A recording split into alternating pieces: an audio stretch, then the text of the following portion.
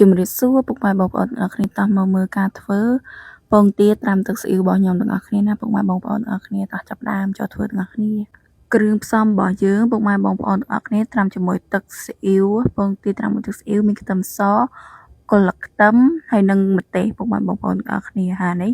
ទឹកស៊ីអ៊ីវរបស់យើងទឹកស៊ីអ៊ីវហ្នឹងខ្ញុំដាក់ទឹកស៊ីអ៊ីវចំនួន7ស្លាបព្រា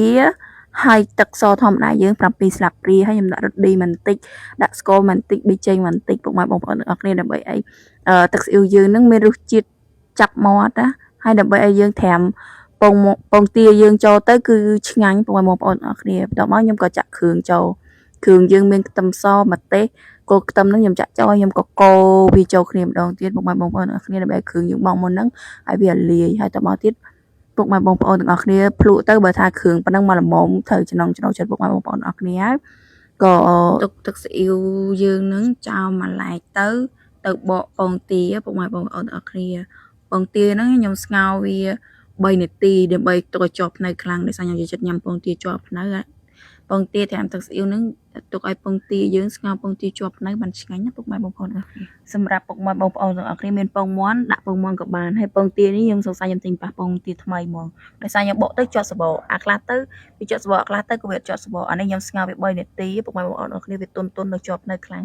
ឡើងទន់ល្មើយហ្មងចាពងទាហ្នឹងខ្ញុំបកទៅខ្លះទៅក៏វានេះដូចពុកម៉ែបងប្អូនទាំងអស់គ្នាឃើញអញ្ចឹងវាដាច់ឡើងម្ដុំមកកហតហ្មងហើយខ្ញុំក៏អត់ចោលសបកនឹងដែរខ្ញុំស្ដាយខ្ញុំក៏យកស្វាកោសយកអាសាច់ពងទាហ្នឹង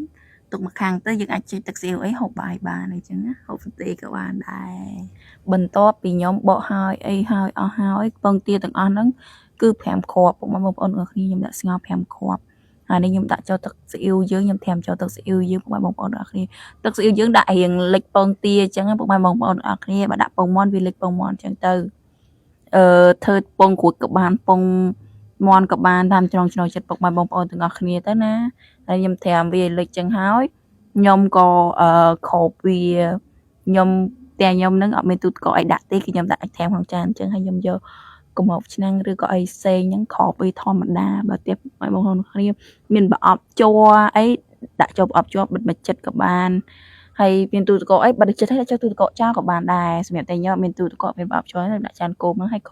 ចានជ័រមួយទៀតពីលើមកហើយរួចជាការស្រេចពុកម៉ែបងប្អូនទាំងអស់គ្នាហើយនេះខ្ញុំត្រាំចោលបានមួយយប់វាឡើងបែបនេះហើយខ្ញុំក៏សាកដួសមកគ្រាប់ចេញមក